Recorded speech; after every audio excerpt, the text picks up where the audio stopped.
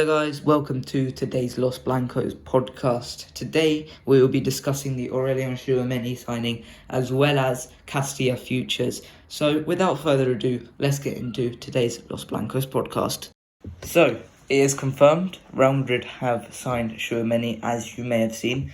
And this is a big signing for 100 million euros. This is a really huge signing for Real Madrid, not just in terms of for the player, but in terms of our future as the club. It is a huge deal. We're getting a player who we have scouted for quite a few years. I remember us being linked with him when he was at Bordeaux a couple of years ago, maybe I would say 2019.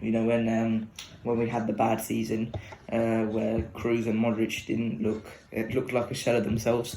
And we were getting linked to Tchouameni when he was very young, and this is a huge deal.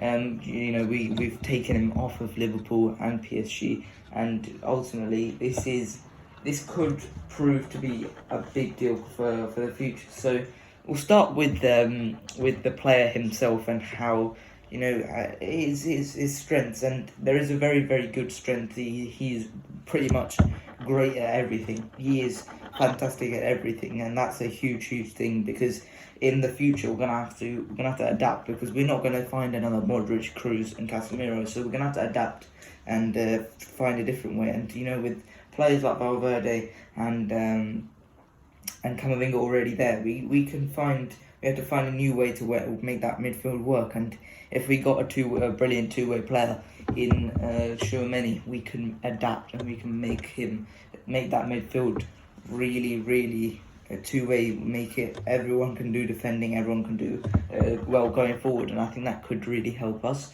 But I would like to highlight his defending ability first of all, and he is just a fantastic defender. He is really good. He times the challenges fantastically, and he barely fouls anyone, which is really good. I think this could be a big transfer coming defensively. So what do you make of this transfer in terms of Tchouameni as a player, especially defending wise? Well, I think he's an amazing signing. Defensively, I think he is similar to Casemiro, and honestly, because he's so good at making interceptions and timing, his positioning, to make interceptions in dangerous places on the field, where the attack can be dangerous for the opponent. I think in terms of defensively, he's a stylistic Casemiro. He can position himself like Casemiro, defend, tackle, make the relevant interceptions. However, he's so good on the ball, which makes it a lot better for Madrid, which means that he isn't just an alternative for Casemiro. He can be a player who can definitely come in and try to take the starting spot from the player, which is important, because normally in the past it was difficult for a player to do so, because there wasn't any other player available. Of course, Casemiro was at his peak. However, I think this is a perfect opportunity for Real Madrid, to find a player who can not just defend, but who can also be good enough if he is asked to push forward. For example, he can push forward and Camavinga can hold for him. He's a good player. He's a confident player. He gets the job done defensively, and of course, he's so good on the ball. His passing is good. When he can protect the ball from the opponent. When let's just say, if he intercepts the ball deep, he can protect the ball and make the right decision when the time comes. So yeah, it's a good signing. So personally, I'm happy about the signing. I remember against Chelsea, that's a game where I realized that we do need another midfielder, because we were training along after 75 minutes, and there was so many space in midfield. There were so many times when the team just lacked a bit of energy in midfield, lacked a bit of determination.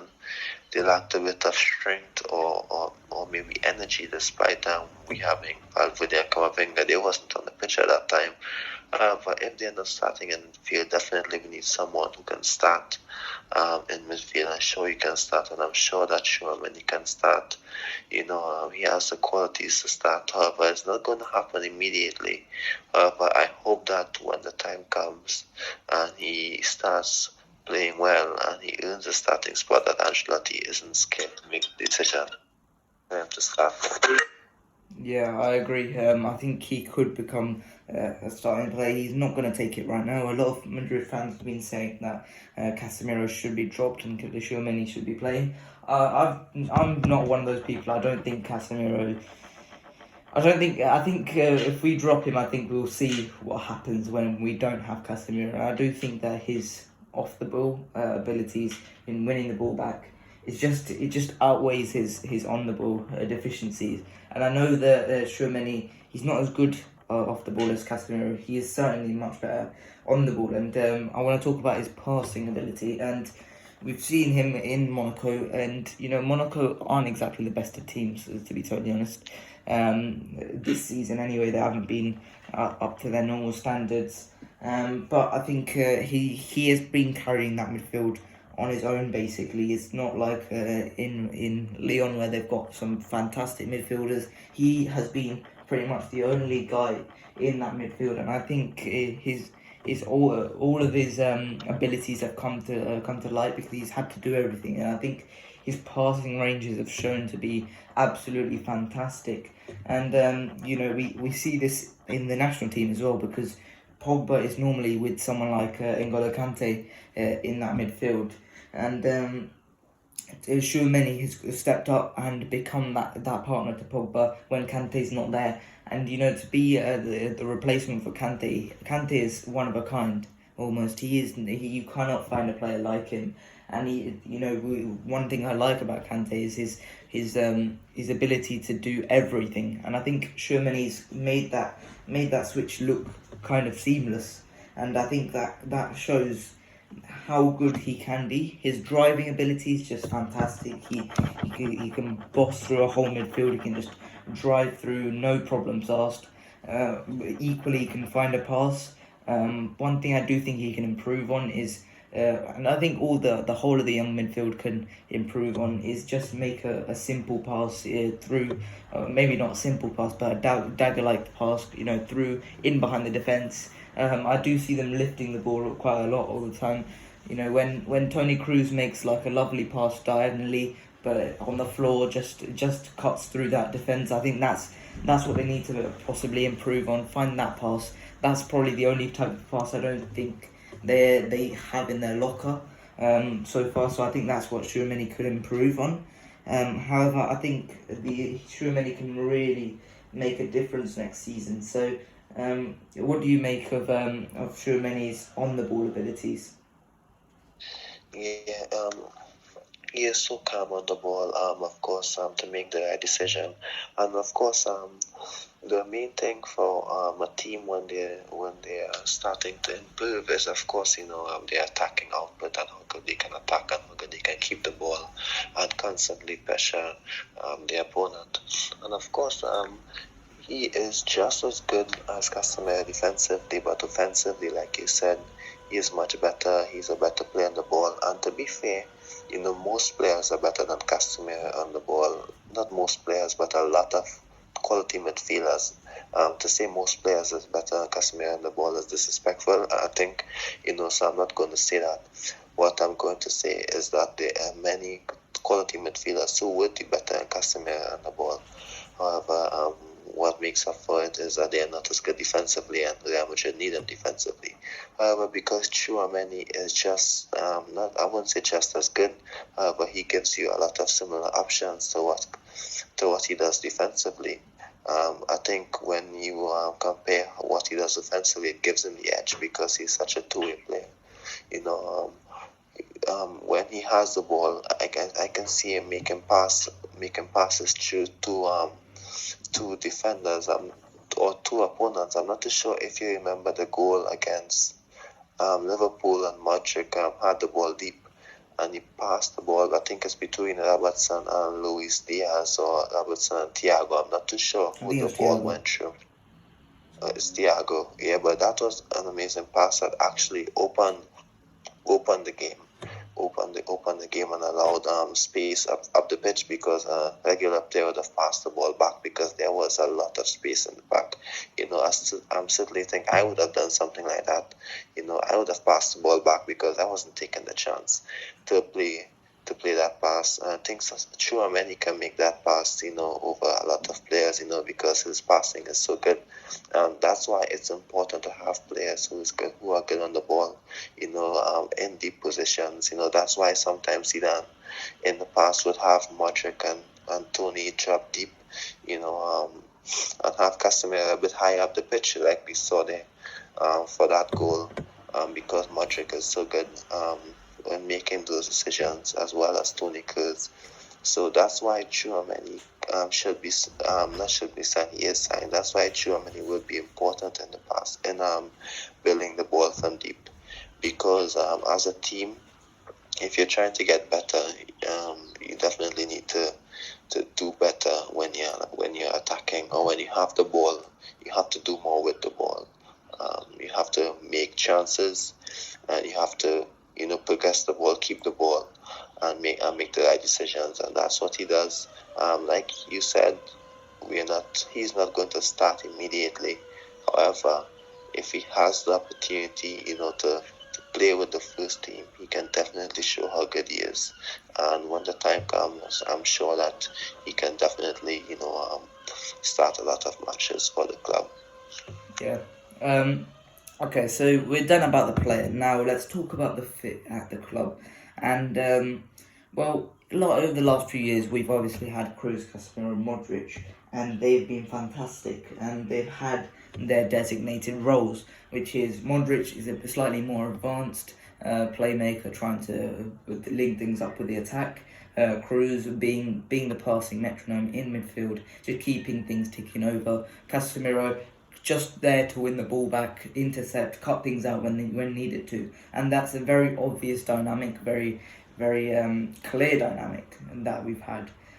In the future midfield, however, we've got three players: Camavinga, Valverde, and Tchouameni. Three players whose roles are not as defined. Their abilities are not as defined. With those three players, I think they're good at everything, to be totally honest.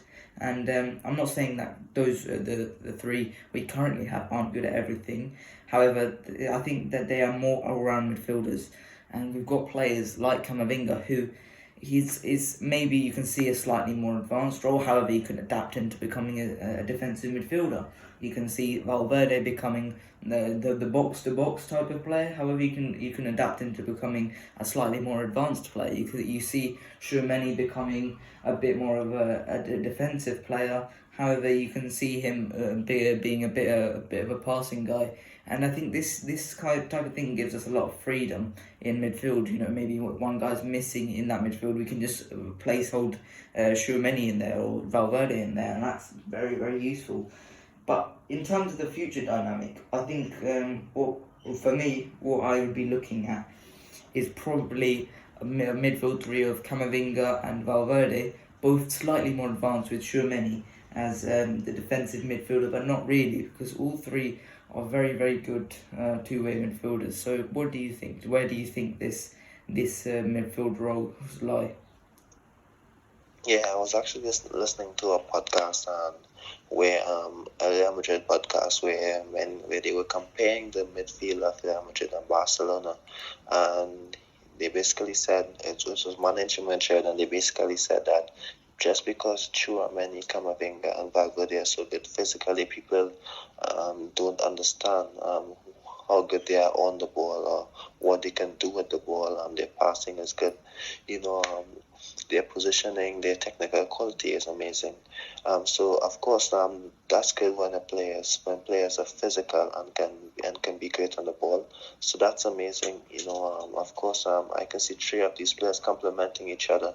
I know in the past, well, this season in the Copa, the Super Cup, not the Super Cup, the Spanish Cup. I do apologize. the mix between Casemiro, Valverde, and Camavinga wasn't that good. It wasn't that neat. I think that's because, of course, Casemiro isn't a player who can consistently play attacking football. Yes, he can attack on occasions, but he can't consistently do it. And so I think because Tchouameni can play attacking football, be good on the ball, and I won't say control the game, but he can make most of the times makes the best decisions on the ball, and what I've seen of him so far. So I think that's why he can complement Valverde and Camavinga, and he can play deep, he can push forward. I think he's a more complete player than both of them. However, that doesn't mean that he would automatically be more important. For example, I don't think he can play how Fede Valverde does, and Fede Valverde's role is so important for Madrid. And he is more complete than Camavinga. He's a bit older, and I think he has played more matches. I think he's played more matches, or maybe it's a bit similar, but because he's a bit older, he's a bit more polished than Camavinga. You know, um, and of course, but that doesn't mean that he's automatically going to take away minutes from Camavinga, because I'm sure they can complement each other. But just like I said, just because he is more all-rounded than Valverde, that doesn't mean that he can play like what Fede Valverde does. However, they can complement each other. Valverde can push forward. Camavinga can also push forward, and he can be the one sitting. And I think that's good for Madrid. They can be more dynamic. I remember the pivot that Real Madrid utilized against Manchester City. However, with Valverde and Camavinga, however, if they can push a bit higher, it gives Madrid more energy high up the pitch. And a player like Tchouameni, you can complement that by also pushing up as well. Yeah, I totally agree. So one of the problems with Tchouameni is that there are 6 players in that midfield now who would be considered good enough to start. We've talked about Modric, Kroos, Casemiro, Tchouameni, Valverde, and Camavinga. However, there was a player that came up last season, and towards the end of the season, he really impressed me, impressed you, I think, and impressed most Madrid fans. And most Madrid fans loved his performances towards the end of the season, and that was Dani Ceballos. And now this looks like he is now the 7th choice midfielder, because he just isn't close to the other guys in midfield, in my opinion.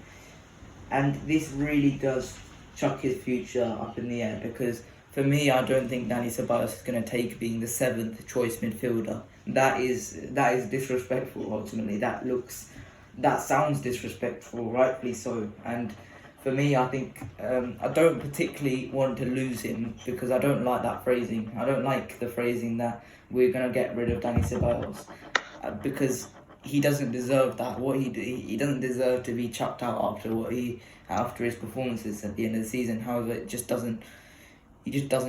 it can't happen anymore. It's not possible. So what do you make of Dani Ceballos' future now that Tchouameni has arrived at the club? Because Tchouameni is the better player. However, Dani Ceballos surely feels like he's earned his right to stay, but he hasn't because Tchouameni's a better player. So what do you make of this? Well, of course, it's unfortunate for Dani Ceballos, and it happens for many footballers. I think the problem is that if this was 2025, not so far, but maybe 2024, maybe next year, if one of Toni Kroos, Casemiro, or Modric leaves the club, then Ceballos can have a place with the team. However, I think the timing just didn't fit for him, especially how he signed in 2018. The timing just didn't fit for him, because I assume if Ceballos was 19 years in 2022 and he was breaking through at Betis just like he did in the past, he would definitely be a player Madrid would be interested in for under 20 million. That's how much we signed him for. I think if he's a player we would be interested in, maybe we could have signed them and loaned them back to Betis. But the timing is right for him. It's time for him to move forward with his career. So I think, yes, seventh choice midfielder just isn't good for him. I would prefer that a younger player maybe from Castilla has that position. And I don't think there's a need for 7 midfielders, because even in the odd occasion that 4 midfielders are missing and you can't play a midfield three, you can play a pivot, and have a Castilla midfielder, be there as cover, so, or have Alaba play as a midfielder. There are so many options that Madrid can utilize. In my opinion, there's no need for a 7th midfielder. And of course, I think if Dani Ceballos stays, he will get way less minutes than he did this season. And he started to have minutes at the end of the season, and I was happy to see that. If Kylian Mbappe had signed, then of course there would be no need for Tchouameni, but Madrid wouldn't have the money for Tchouameni, and Ceballos would have stayed and get more minutes. However, the player needs minutes. I think he can play in the World Cup because he has the potential to do so, and if he can get consistent minutes with any team and do well, then I'm sure that he can do well and play in the World Cup. He could be a good Madrid player. I would like, especially if we sell him to Betis, we can include like a simple buyback clause. Because of course, maybe in 2 years we might need a player like Ceballos, in my opinion. So it's difficult to see him go, especially because I am convinced that we would need a player like him in 2 years. Like you said, it's disrespectful to say we need to get rid of him, because he can certainly be a Real Madrid player. He just didn't have the opportunity, and the timing didn't fit as good as many thought. Yeah. Okay. So next point I want to talk about is, we've seen the rumours that Jude Bellingham. We're interested in Jude Bellingham, and this is a big thing because, in my opinion, I think Jude Bellingham is the best midfield talent in the world. Because not possibly, I think Camavinga is better technically, but the maturity that Jude Bellingham shows is astounding, to be totally honest, at his age. In Dortmund, especially with English media, I experience this all the time. I see it every 5 minutes. We see rumours about Liverpool want to go in for Jude Bellingham. He's going to go to Liverpool. He's going to go to Chelsea. He's going to go to Manchester United. And we see England's next big hope, England's next talent, next big thing, next Steven Gerrard. We see all these big things, and to handle that with such brilliance ultimately is brilliant. Like, from him, we've seen him, it's not affected his performances at Dortmund nor with England. We've seen certain players such as Trent, Reece James, who have not played to the standard they do at club with England. We've seen this with ages ago, in maybe 2006. We've seen this with the likes of Frank Lampard, Steven Gerrard, players who played so well with their club, who just don't do it for internationally. Jude Bellingham does that internationally and for club, and I think that's a huge level of maturity to show when you're 18 years old. It affects so many players to have this level of hype when they're young. It hasn't affected him whatsoever, and I think this is a big deal if it happens this summer. So where do you think he would fit into Real Madrid if he came in? Considering the fact that Tchouameni's already in, do you think this would push Valverde a bit more to the right wing, or do you think Real Madrid should wait for another year, maybe for Toni Kroos to leave? Because he has rejected the contract offer that Real Madrid have put on the table for him, because he didn't want to be a burden to Real Madrid. Where do you think Jude Bellingham would fit in? Do you think he would have a future at Real Madrid, or do you think this is probably never going to happen? Well, I think the biggest difference is that I think Bellingham, because he's English, he'd be more attracted to English teams like Liverpool or Manchester City compared to Tchouameni, how he was immediately attracted to Madrid.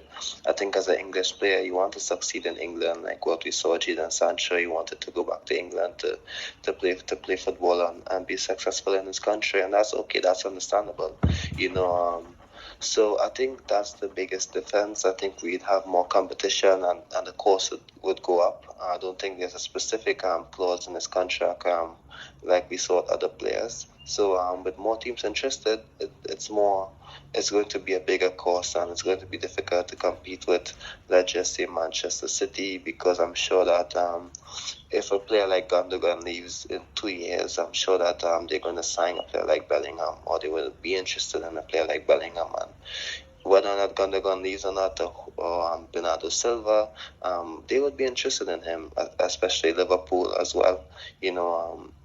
Because Henderson would be a bit older.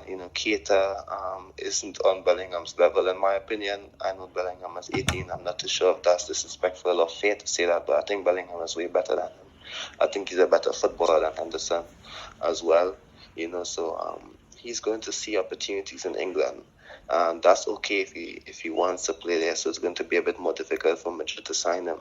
So we should definitely make an effort to sign the player, because, like you said, he is such an amazing talent. I'm not going to say he's the best young midfielder in the world, compared to the ones like Petri or the ones that we have. However, I wouldn't debate it if someone says that, because I can see it. He's so good. He's maybe the closest thing we have to replace Luka Modric, in my opinion, because of what he does on both ends and how consistently he does it. So, but no one can replace Luka Modric. However, he can do some of the things that Modric does, in my opinion, in terms of his energy and what he does on the ball defensively and in the attacking third. So that's good, and that's actually what we need in the team. So in terms of Valverde as the winger, I don't think that should be a long-term fix for Madrid, unless we sign an attacking fullback like James, in my opinion, because with Valverde and Camavinga, Valverde and Carvajal, I do apologize, it gave Madrid defensive stability. However, it's not a good constant attacking outlet for Madrid, especially when you're playing against, let's just say, teams like Almeria in La Liga, or in the cup, where you could control the game and need attacking football.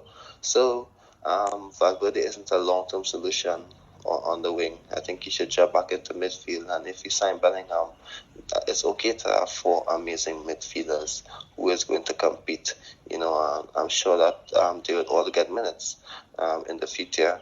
So it's difficult for me to say Valverde needs to play in the wing. I think he can do so, and the team would be better. However, for that to happen, we need an attacking fullback who can constantly be an outlet.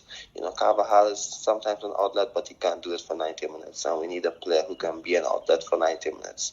And remember, those guys in midfield, Bellingham, Valverde, Camavinga, Tchouameni, they have a lot more energy than, let's just say, Toni Kroos and Luka Modric. So you can afford to have an attacking fullback, like in the mold of Hakimi or James, who can push forward. So in terms of Valverde on the wing, I have no issue with it, unless there is a right back who can be constantly threatening high up the pitch.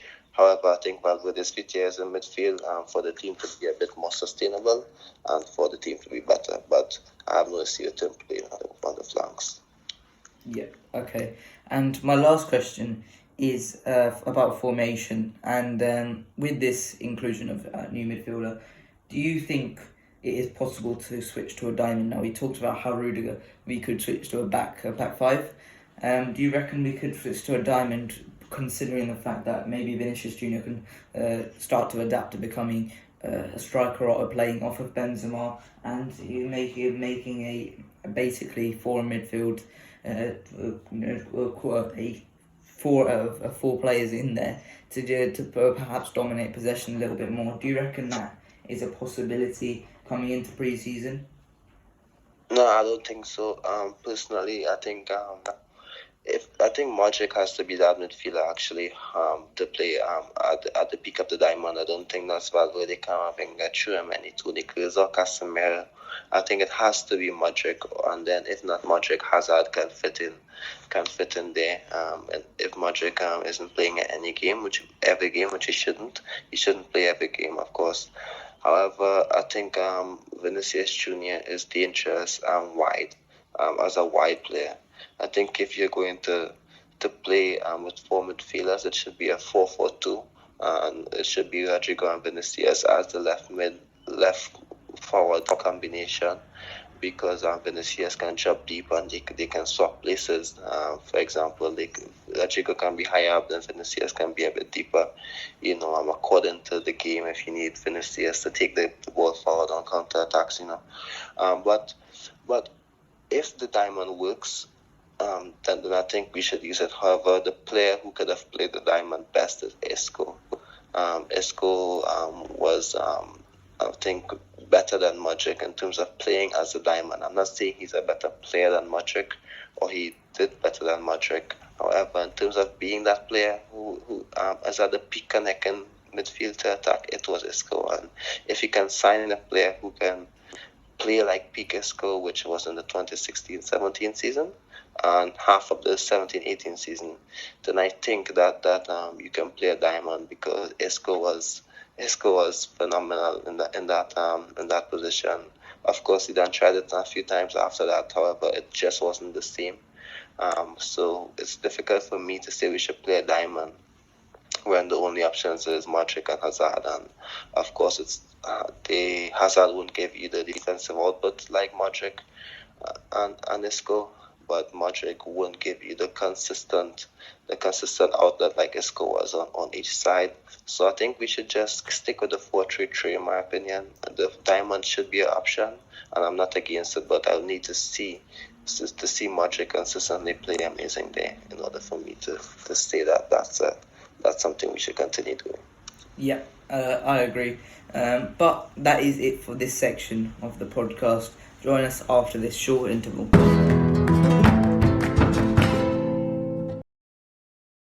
Okay, so Castilla futures. Now, we did this last year, and the record of the score has remained the same, relatively. However, a lot of the players have not, and we'll just be spending a quick minute on every single player, just to tell you about the qualities of them and where they should go next season. So without further ado, let's get started. And we'll start with our actual signing, a new signing as of last year, Vinicius Tobias from Shakhtar Donetsk on loan for a year. I think he's a good player, right wing back, gets forward. However, he probably can't come into the first team because of the non-EU cap. So at the end, what do you think Real Madrid should do with him this season? Because there isn't an option to send him out on loan because he's already on loan to us. So do you think he should just be spending the year with Castilla? Yeah, and I also saw that the Spanish passport would be ready for Vinicius or Rodrigo or Militao. I'm not too sure who's going to get it first. I'm not too sure that's going. Okay, Vinicius. So, of course, if Vinicius gets it, I think in January, then maybe Vinicius Tobias can play some of the Copa del Rey games. I'm not too sure if that's a possibility, but he should spend his time with Castilla. He should take his time. I think he's doing well. I saw a bit of his performances for Castilla. It was quite good. I think he's a better fullback than Sergio Santos. He's a better right back than Sergio Santos, in my opinion. His ceiling seems a bit higher, so I'm happy to see if he can maybe play some minutes with the first team next season, especially if one of them gets their Spanish passport before January. Yeah. Next up is Rafa Marin. He's obviously been linked with the call up to the first team. However, he hasn't got it as of yet. He hasn't got the start as of yet, the actual games for Real Madrid. So he's a good solid centre back. Ball playing wise, he's very, very good. Good in the air. He's a solid centre back. I think he should go out on loan for the next season, maybe to a second division side, maybe to one of the sides that just got relegated, Mallorca maybe. Those type of sides I think should be the ones he should be aiming for. So what do you reckon Rafa Marin should be doing next season? Yeah, he should definitely maybe go out on loan. It's difficult for Madrid centre-back now, especially with Rudiger signing. And of course, I think Vallejo might be pushing to stay a bit, for another season. So maybe he should go out on loan, get some minutes. If not loan, a buyback clause should be utilized, because I also saw that Leipzig was interested in him maybe last month. I'm not too sure how accurate that is, but maybe he should take his time and take slower steps. Yeah, I think if he wants to go out on permanent, I think we have to put a buyback on him like we normally do. So I think that would be a good deal for him, good deal for us, deal for whoever the other club is. So next up is Mario Gila. Now, less so his defensive capabilities are as prominent, but I think his ball playing abilities are really good with Mario Gila. Can play right back as well. He's a solid centre back. He has obviously played with us at Real Madrid. I think another season at Castilla for him should do, because I don't really want to change that Castilla core too much. So, what do you think Mario Hula should be doing next season? Uh, I think Ancelotti trusted him more than Rafa at the ending of the season. He gave him a couple of substitute appearances, I think, or it's just one. I think it's two. I can't remember at the top of my head at this time. But he featured a bit. He also featured in the games against Rangers and AC Milan last year. So it seems Ancelotti likes him. So if Ancelotti likes him, maybe Ancelotti might want him to, stay in Castilla and maybe see what happens. However, the player, maybe he may want to take a step forward. Like you said, it's difficult to change the entire core because that's two of their best centre backs. But maybe he should try a loaners where he seems that he may want the opportunity. I also saw that a La Liga team was interested in him. I think it's Alaves or Leganes. I'm not too sure. I can't remember the top of my head at this time. But if he has the opportunity, I think he should take it and see where his career goes. Yeah. Next up is Miguel Gutierrez. Now, obviously, probably the most close player to the Real Madrid first team squad in this list. I think that Miguel is first team ready, in my opinion. I think he is. He should probably next season be featuring for Castilla in some games and featuring for the first team in some games. I think it was a bit unfair how we didn't give him enough games last season. He started the season off, but eventually just didn't play. Obviously, coming back from that injury, I still think he is a fantastic fullback, and his attacking capabilities are fantastic. I've seen that with Castilla. Maybe he needs to improve a bit defensively, but I do think he should stay on next season and fight for his place at left back. So, what do you think of Miguel? I think my opinion is a bit different to yours. I think we may disagree on this one. I think that he has shown that he is capable of playing in a La Liga team since the days of Zinedine Zidane, which was 1 year ago. And of course, we just signed the guy, which means Alaba will play many games at left back. So I think we have to make a decision on him. I think it's either he stays with the first team and gets minutes, or he goes out and plays elsewhere. It's going to be painful for him not to be getting minutes with the first team and continuously playing Castilla. The only defense why he should stick with Castilla is because he's been injured. This season quite a bit.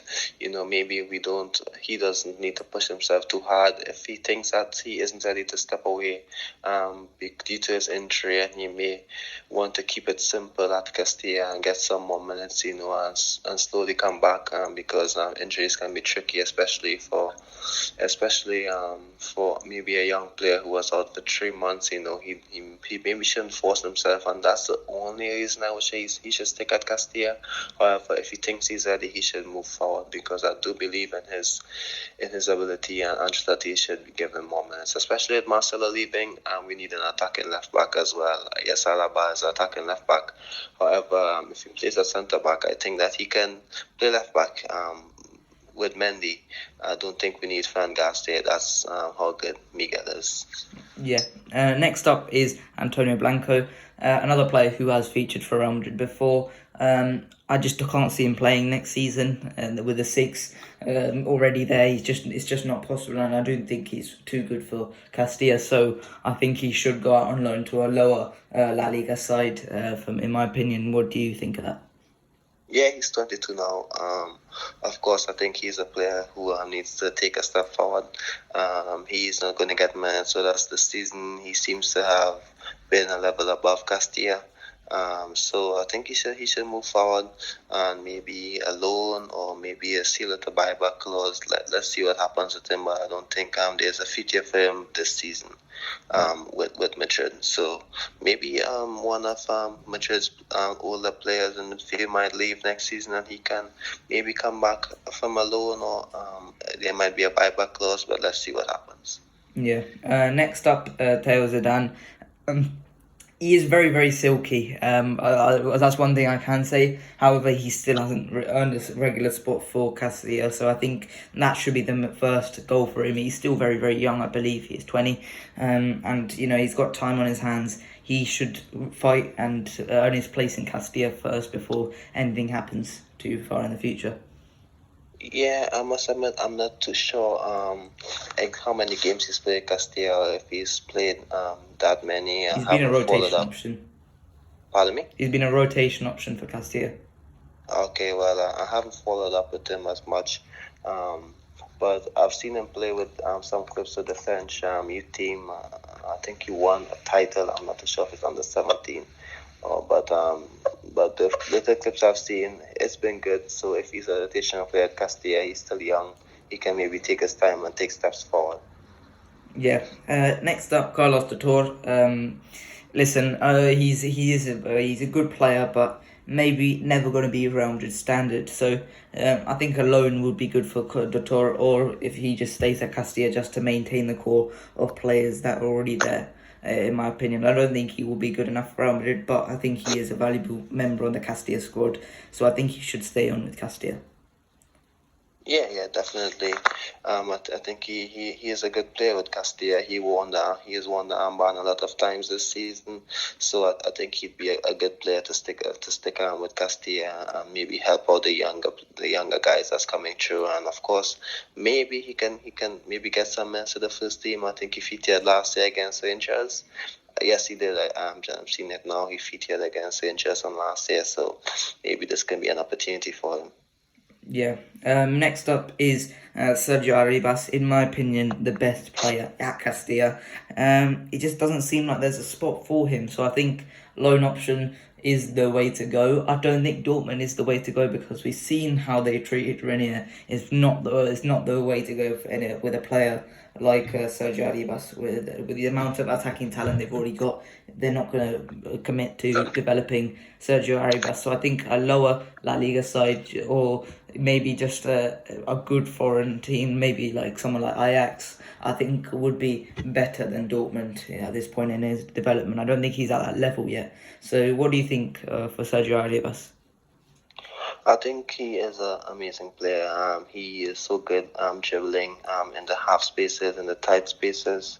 So I think he should definitely play some minutes at Real Madrid. However, it's not going to happen unless like Asensio leaves and we don't sign another forward. However, I think it's similar to the Rafa and Gia situation where Ancelotti prefers Peter over him, maybe due to his explosiveness. I would assume. However, I do like Arribas. He needs minutes. He needs to develop, and I think that we should give him. If he's still at Castilla, we should give him more opportunities in the first team because he's that good. I think he scored double digits for goals and assists last year. So that's amazing in my opinion. Even though he takes penalties, I still think he's an amazing player. Yeah. Next up, Oscar Aranda. I think he is a player that's been very, very good for the under-19s. I'd like to say, it's definitely an under category. I think that if Sergio Arribas leaves Real Madrid this summer, I think Aranda's his replacement. So I think he should stay on with Castilla. He has immense potential. I think he's a very, very good inside forward coming off the left. I think he could be a very, very good player. So what do you think Oscar Aranda should be doing? I think he should stick with Castilla in my opinion. Of course, if Arribas leaves, he can be maybe one of the main outlet in the team and maybe improve his numbers and maybe build up his reputation in Madrid a bit, and see what happens, So I think he should stick with Castilla and maybe build his reputation and be a bit more central figure in the team. Yeah, next up we have one of the more dominant members in that squad, and that's Peter Gonzalez.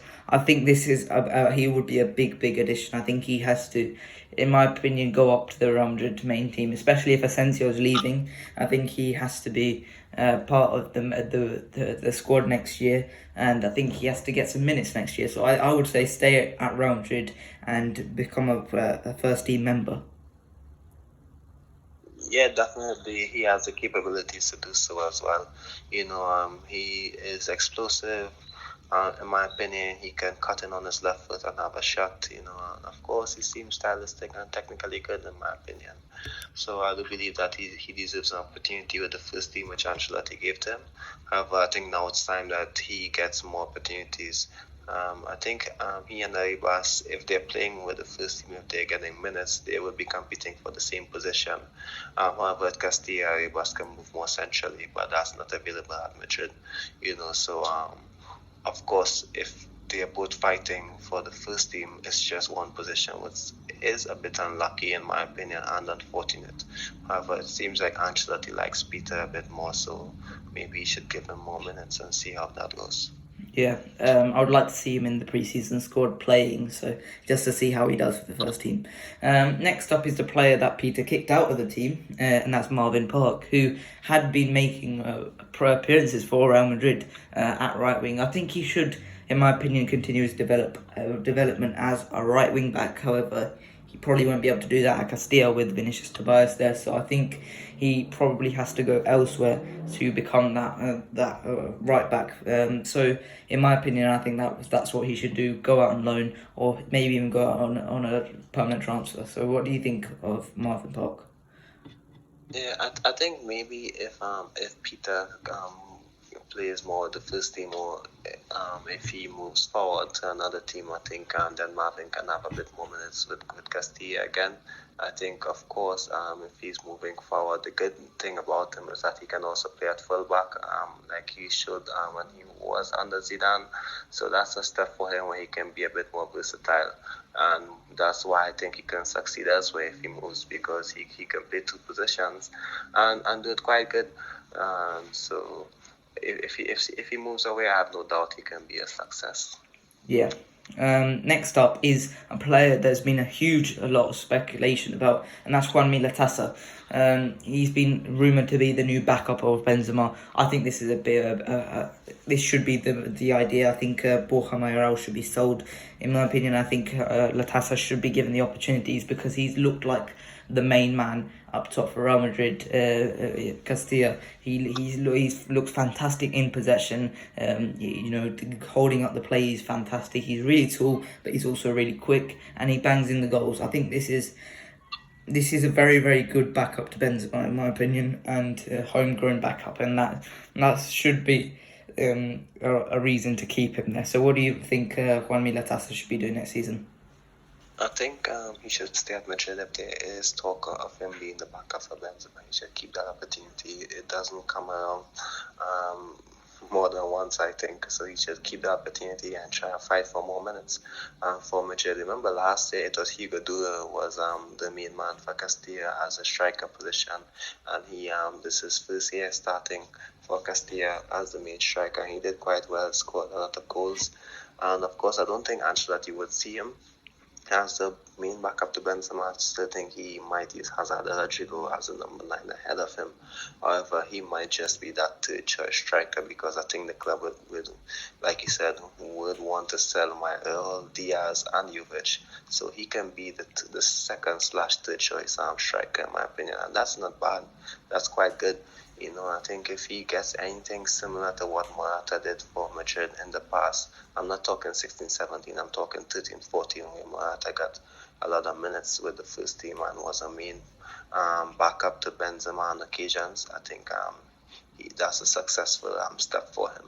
So he should definitely stay and see how much he accomplishes next year. Yeah. Next up, we have his strike partner, Andrew Goodjohnson. Another season at Castilla. I think he was expected to be the main man, but it was his strike partner, Latasa, who was seen as the main guy. So I think he needs to continue his development at Castilla and to take that step forward. So what do you think of Goodjohnson? Yeah, I don't think it's not like he's 21, 22, like guys like Blanco or Morante, who it's time they take a step forward out of the third division of Spanish football. I think how he's a lot younger. It gives him time, to take his time and see how he progresses at Castilla next season. Yeah. Next up is a very, very young centre back, possibly the replacement for Rafa Marin is Marvel, who was playing at the under 19s. He looks like a very, very solid centre back, very, very physically dominant, really, really quick, really tall, really strong. Maybe not as good ball playing as Rafa Marin, but I think this could be a big, big thing. And I think if his physical attributes are anything to go by, I think that could be one reason he may succeed at Real Madrid in the future. So, what do you think Marvel should be doing next season? Yeah, I must admit I haven't seen much of him, but I've heard a lot of news, a lot of reports, a lot of opinions on the player, and he seems to be held in high regard. He's a young player, so let's see how it goes at Castilla next year. Yeah. Next up is a guy who's very, very hyped up for the under 19s, and that's Nico Paz. And he's been playing for Argentina's Inter. He hasn't been playing. He got the call up in that weird window where they called up everyone in Argentina's national pool. However, Nico Paz looks like a very, very good, technically brilliant player. I think he's the youngest in this list. Actually, no, that's the next player. Nico Paz looks like a very, very good player. Could be someone that we take forward into Castilla next season as the main man if Arribas, Peter both go. So, what are your opinions on Nico Paz? Yeah, I think he should definitely stay at Madrid another year, and maybe, like I said, similar to Aranda, he should build up his reputation in Madrid because, of course, similar to what Arribas and Peter, they're getting a lot of opportunities, even if it's not in Madrid first team. It's in teams in La Liga where they can develop themselves. And so when a player does well for Castilla and has the opportunity to consistently play, the opportunities would be a lot wider for them. That's why the players like him, who wasn't like the central figure for Castilla last year, if they're having opportunity to do so, I think they should, and take their time. They are in the comfort zone of playing where they are familiar, and they can develop under less pressure compared to if they move or forces to move now. So I think he should stay and see how he develops. Yeah. Next up is the youngest member of this list, and that's Takahiro Nakai, also known as PP, from Japan. And he looks like a very, very technically brilliant midfielder. Really small. I think he's 5'5". Really small, really good on the ball, and his way to the way he just moves the ball around, it looks fantastic. I think he could genuinely have a future at Real Madrid because of the way he plays. It just fits Real Madrid, and he plays in centre mid, so it fits the style fantastically. So what do you think Takahiro Nakai can do next season? I must admit I don't think I'm qualified to speak on the player. I haven't seen much on him, so I would let your opinion be the final answer to that one. Okay. Next up, and the second to last one, is Bruno Iglesias. One player who has been hyped up immensely for Real Madrid, Castilla. He looks fantastic. He's been captaining the under 19s, and he looks like a fantastic player. Full stop. I mean, he's so good on the ball, cutting in from the left side. He's just fantastic. He pivots. He's literally the second coming of Sergio Arribas. He plays exactly like him.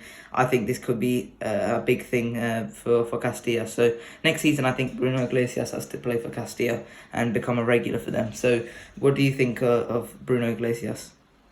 Yeah, definitely, and of course, however, he and Aranda, I think, plays in the same position. Am I correct? Yes. However, it's definitely not a bad thing. I think, of course, you would need two young players in his position. Of course, maybe one can move a bit centrally, or Aranda can play as a centre forward like he's done a few times. So let's see what happens. However, if he gets more minutes, then he can definitely take a step forward and maybe play a bit of minutes with the first team as well, as we take our pre-season trip in, I think, 2 weeks. So let's see how that goes. Yeah, and then last but not least, a player who we literally signed 10 minutes ago is Noel Lopez from Deportivo La Coruña, who have just signed. Listen, I've watched one highlight package of him. He doesn't look like a fantastic finisher of the ball. However, his movement looks very, very good. So he may have an ability to improve quite a lot. So What do you make of Noel Lopez? Yeah, I'm in the same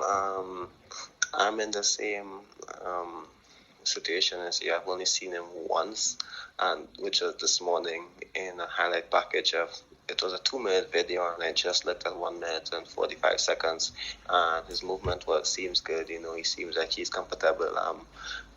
As a number 9, moving to either flank, and linking up the play, chopping deep, etc., which is good.